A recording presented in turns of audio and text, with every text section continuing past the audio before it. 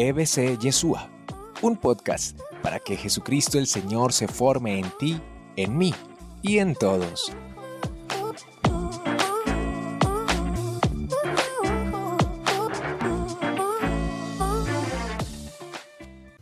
Sobre todo que uno como sacerdote ha conocido mucha gente. Y cuando uno habla con gente que tiene una carrera, 2 carreras, 3 especializaciones y un máster, y uno les dice, ¿les parece si organizamos un congreso eucarístico? La logística es compleja, padre, la logística es compleja. Eso no está fácil. Mientras conseguimos los permisos, mientras reunimos la plata, y usted sabe que la situación está dura. El que tiene poco amor solo ve obstáculos. Y una piedra le parece una muralla. Y una nube le parece eclipse de tinieblas. El que tiene amor ve una muralla y le parece una piedrita. Ve una noche y ya presiente el amanecer. La mayor parte de nosotros somos muy mediocres. Yo no me considero, le soy sincero, yo no me considero gran sacerdote ni mucho menos. Pero yo sí he visto gente de fe. Yo he visto gente que tiene fe. Y para mí un testimonio que ya le he contado varias veces, ese señor, digo. Él salió adelante. No solo le alcanzó la plata para el pasaje y para mandar una ofrenda para que llegara aquí dinero al convento que me había mandado allá. No solo consiguió plata para eso. El día que acabó el congreso, una invitación, 15 personas a cenar en el mejor restaurante de Dinúa. Y él con su corbata puesta. Vamos a cenar y vamos a celebrar. Padre, por favor, pida lo que le parezca en esa carta. Eso es darle prioridad a Dios. ¿De qué tamaño son los obstáculos que a ti te detienen? ¿Qué hay que hacer para frenarte a ti? Ahora bien, hay que reconocer que en el tiempo en el que estamos hay muchas cosas que tratan de frenarnos. Vamos a comentar un poquito sobre este contexto en el que ustedes y yo vivimos. Y vamos a darnos cuenta que en este contexto en el que estamos hay muchas cosas que tratan de frenarnos y de desanimarnos. Voy a mencionar 4 puntos en el contexto. Primero, hay un ambiente de secularismo y de cientificismo. Secularismo, que también se llama a veces laicismo, ¿qué es? Es organizar la vida social, la vida pública, organizarla sin Dios. Excluir a Dios de la esfera pública. Eso es secularismo. Sacar a Dios de la Constitución. Sacar la religión de las calles. Sacar las cruces de los lugares públicos. Quitar los crucifijos de las escuelas, de los hospitales. Eliminar la clase de religión. Eliminar la palabra Navidad.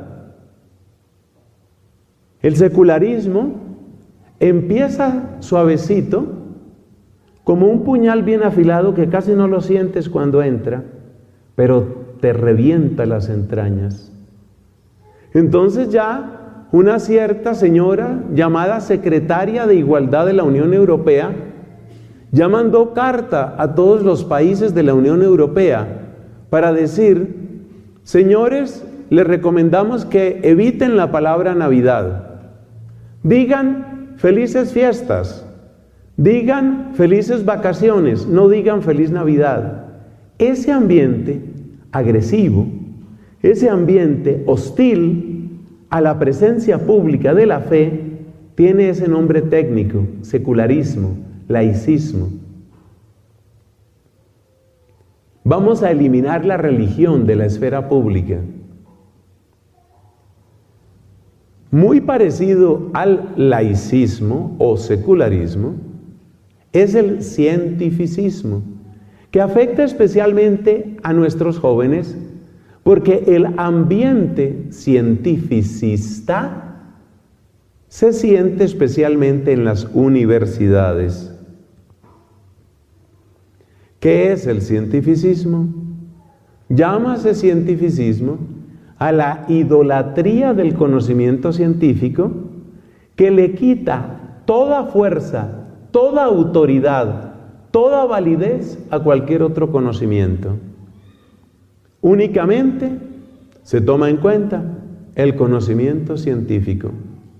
Los que promueven el cientificismo siempre miran a la fe como un atraso, como una especie de superstición arcaica que hay que superar. Esa es la realidad del cientificismo. Nosotros no estamos de ninguna manera hablando en contra de la ciencia. Una cosa es la ciencia, conocimiento serio, estructurado y por lo mismo humilde y prudente. El cientificismo es arrogante. Hay muchos científicos que son cientificistas, pero también hay científicos, a lo largo de la historia siempre los ha habido, que tienen un profundo conocimiento de la ciencia y se dan cuenta que no riñe de ninguna manera con la fe. Entonces, en nuestro contexto social, tenemos esa situación de cientificismo. Segundo, en el mundo católico, muchas veces hay una gran superficialidad. La superficialidad es una manera de trivializar la fe, es decir, de quitarle realmente importancia a la fe. La superficialidad. ¿Dónde se nota eso? Se nota muy particularmente en la manera de vivir los sacramentos. A veces, y esto lo hemos hablado con hermanos sacerdotes, es una tortura celebrar un matrimonio. Es una tortura celebrar algunos funerales, propiamente eso se llama unas exequias. Es una tortura. Porque hay mucha gente que llega a la iglesia, no porque le interese Dios, sino porque no quieren quedar mal, ya no con el muertecito, sino con la familia del muertecito. Entonces a mí me han tocado esas celebraciones, esas terribles exequias, en que tú tienes la iglesia medio llena y saludas. Bueno, muy buenas tardes a todos. Nadie responde. En el nombre del Padre y del Hijo y del Espíritu Santo, nadie responde. El Señor esté con ustedes, nadie responde. Esa es la superficialidad típica de la vivencia de la fe. Esa es la superficialidad típica. Es decir, se trata a los sacramentos de esa manera, incluyendo los bautismos. Gracias a Dios, cada vez hay más personas que están tomando esto en serio en muchos lugares de la Iglesia Católica. Porque este es un mal viejo.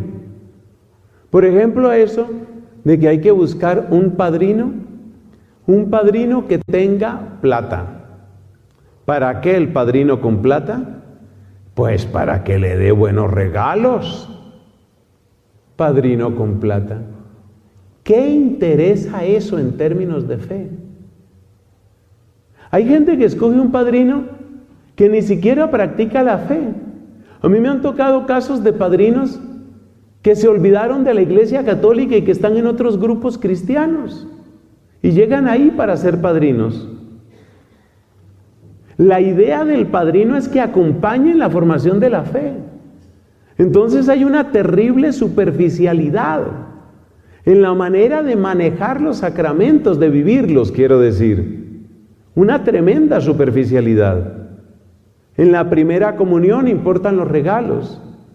Ahora yo te digo una cosa, ¿qué tiene de raro que un niño que fue bautizado y se le consiguió padrino según la plata, hicieron la primera comunión y lo que importaba era el vestido y los regalos? Si ese niño un día escucha una buena predicación de un pastor protestante, ¿qué crees que va a hacer? Ya está, se va, desaparece. Eso sucede, hermanos. Esa es superficialidad y muchos tenemos responsabilidad en eso, muchos católicos. Pero hay otro apéndice, hay otra verdad que hay que añadir aquí. La gente se pone brava si uno se toma en serio la fe. Queremos que ustedes celebren su matrimonio. Muchas gracias, Padrecito, muchas gracias. Mire, ya tenemos la fecha, tenemos los invitados, tenemos el banquete de bodas, la orquesta para el banquete de bodas, la luna de miel, la reserva en el hotel. O sea, están muy preparados para todo eso. ¿Y dónde hicieron el curso prematrimonial? Lo hicimos en la parroquia XYZ porque allá no ponen tanto problema. En hora y media nos dieron el curso prematrimonial. ¿Tú qué deduces de una persona que buscó y buscó hasta que encontró el curso prematrimonial de hora y media? ¿Qué le importa la fe a esa persona? Y luego, cuando hay problemas, luego, cuando las cosas no funcionan, Dios, ¿por qué no me ayuda? La iglesia, ¿por qué no facilita el divorcio? Entonces hay mucha superficialidad, hay mucha religión de inercia. Tercero, otra situación que también ayuda a que trivialicemos la fe, se llama la falsa misericordia y la falsa tolerancia. Y en esto, el pecado principal está sin duda en nosotros los sacerdotes, en muchos predicadores. ¿Qué es la falsa misericordia? La falsa misericordia es la idea de que si yo le pongo menos exigencias al Evangelio, más gente va a aceptar a Cristo, va a aceptar el Evangelio. Es como seguir la lógica del mercado. Figúrese que teníamos que vender unas faldas, pero unas faldas feas. Eso nadie compraba eso. Y estamos encartados con una cantidad de producción de faldas ahí que eso no sale. ¿Qué se inventan los almacenes? Grandes rebajas, 50%, 70%, 80% de rebaja. Entonces hay sacerdotes que creen que la cosa es así. Como quien dice, vengan a mi parroquia, que aquí no ponemos problema, aquí se pueden casar como ustedes quieran. Hay sacerdotes que en la confesión cometen este error. Hay sacerdotes que nos han causado un daño muy grande, muy grande. Nosotros procuramos explicar las cosas simplemente como es la fe. ¿Y tú sabes por qué te hablo de la fe como es? Porque si no te presento la fe como es, te estoy irrespetando. La fe tiene exigencias. Si yo no te hablo de las exigencias de la fe, te estoy irrespetando. ¿En qué sentido? Que te estoy diciendo, más o menos te estoy tratando de esta manera. Mira, como tú no vas a poder vivir esto, como tú no vas a poder vivir el Evangelio al 100, entonces te voy a poner un Evangelio de 60%. Te voy a poner un Evangelio a la carta, porque como tú no vas a poder con el Evangelio de verdad, entonces te pongo un Evangelio a tu manera. Esto está sucediendo hoy especialmente con los temas de sexualidad y de afectividad. Yo he conocido el caso y me duele, especialmente jóvenes, les pasa. Jóvenes que están empezando en su fe, van a confesarse. Padre, tengo una situación de pornografía, de masturbación. No te preocupes, son cosas de la edad, eso propiamente no es pecado, por eso no te afanes. Por eso no te afanes. ¿Tú crees que le estás haciendo un favor a ese joven? Por supuesto, no se trata de llenarlo de terror, ni de mandarlo al infierno. pero por favor trátalo con respeto.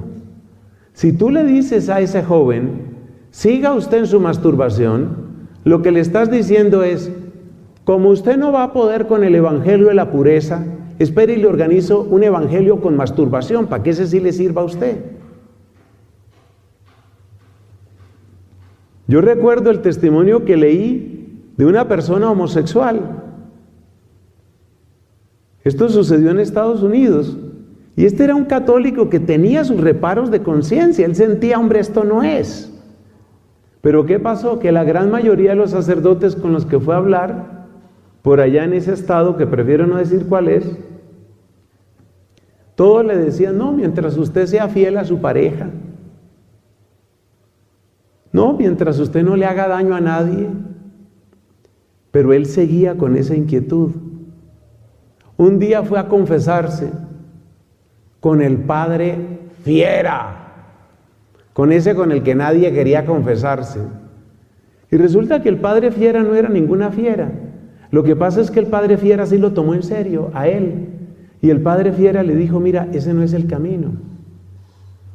Porque te amo en Cristo, porque Cristo te ama, yo no puedo maquillarte el evangelio. Por favor, cuídense bien al buscar sus confesores, porque a veces lo que con tanto trabajo se ha logrado, se pierde por un cura que cree que está haciendo el gran negocio predicando un evangelio en ganga, un evangelio de rebajas. Eso no pasa solo con la sexualidad, eso pasa con muchas otras cosas. Hay muchos padres que no le ven ningún problema a que la gente esté haciendo yoga o esté haciendo budismo zen, ¿no? Si usted lo hace para relajarse, eso no tiene ningún problema. Hay muchos sacerdotes que no le ven ningún problema a que la persona, por ejemplo, esté en un plano de injusticia social. Nosotros siempre tenemos que preguntarnos, en un país como Colombia, de aplastadora mayoría católica, ¿cómo es que hay tanta injusticia social que además se perpetúa? Desde que yo era un niño estoy oyendo hablar de la brecha entre ricos y pobres.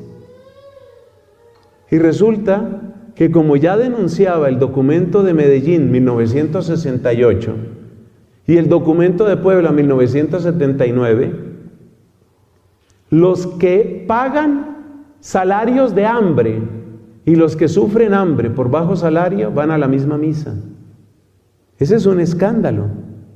¿Dónde está la predicación de la iglesia ahí?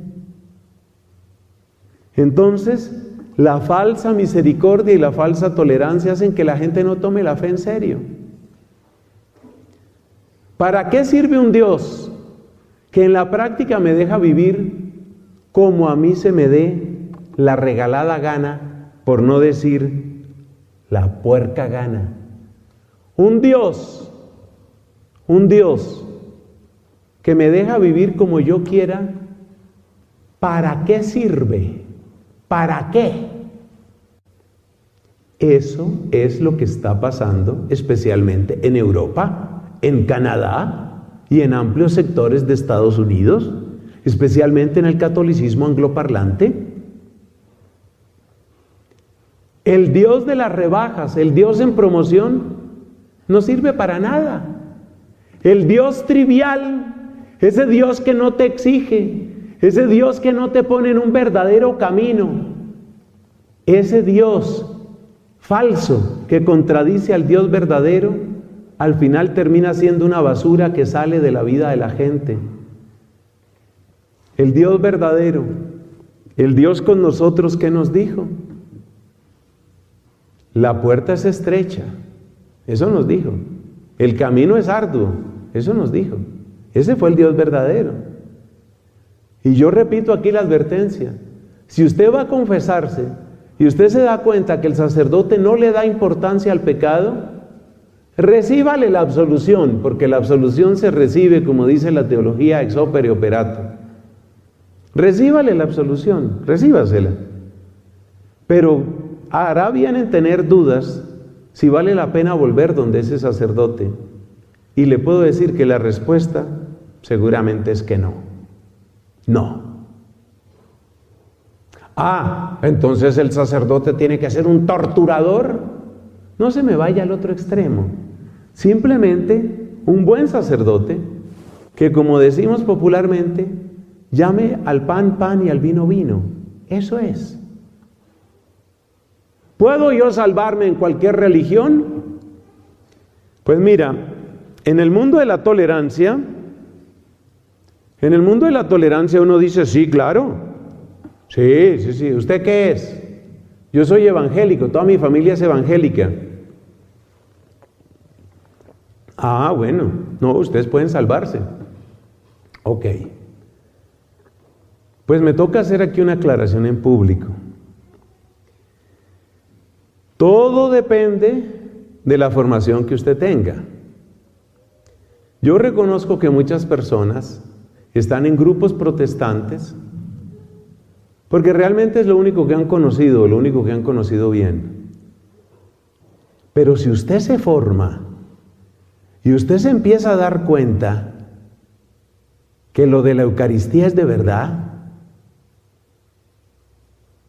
que no es una historieta.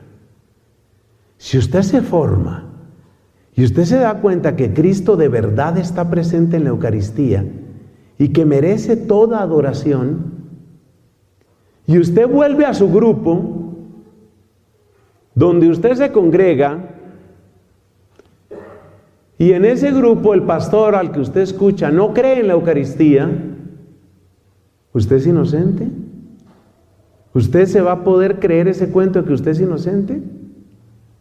Porque allá tiene elocuencia ese señor o señora, porque allá cantan bonito. Solo Dios puede juzgar cada conciencia, ¿de acuerdo? Solo Dios. Pero yo te digo una cosa, después de que has recibido formación, es muy difícil. Yo no voy a hacer aquí un pequeño curso de apologética, pero te dejo para que pienses. ¿Qué fue primero, la Biblia o la iglesia? Te doy una pista, empieza por I. Primero fue la iglesia. La iglesia se alimenta de la palabra de Dios, pero la iglesia es la custodia y la intérprete legítima de la palabra de Dios.